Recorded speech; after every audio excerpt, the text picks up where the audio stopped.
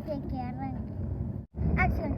Hola chicos, bienvenidos a mi canal. Yo soy Lindsay. En este canal vamos a ver el paraíso, donde la naturaleza puede verse genial. Y estamos aquí en el auto porque nos vamos a casa.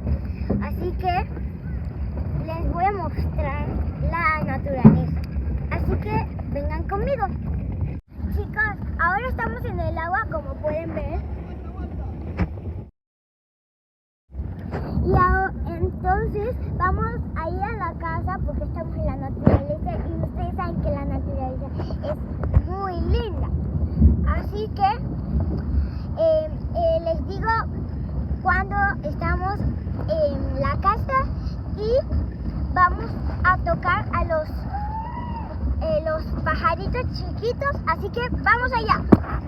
Bueno chicos, ya llegamos a la casa, así que vamos a tocar a los pollitos, ¿ok? Vamos, vengan conmigo. Ahora vamos a tocar a los pollitos. Si ven que en una parte está de noche y esta está de día, es que ayer llegamos de noche porque llegamos tarde a la casa, pero no podíamos ir a tocar a los pollitos porque podían haber culebras en la hierba, por eso no fuimos. Pero ya que es de día, ya podemos ir.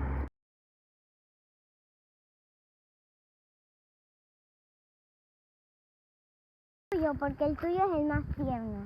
El tuyo es, no sé. El mío es el más grande. El más grande. Pero cuidado. Dale. Pero, abre la puerta. Bueno. ¿Quién lo abre? Ábralo. Está muy grande. ¡Ahora! No, el mío es el más grande. Cuidado. Hola. ¿Qué onda? Tócalo. Dale, el camarógrafo va a tocar el pollito. Y su hermano también. Voy a tocarle la cresta para ver. Ok, pues sí, toca. Ay, qué lindo. Bien. Bueno chicos, espero que les haya gustado este video. No olviden like, suscríbanse a mi canal y al canal de Icos. Y nos vemos en el próximo video.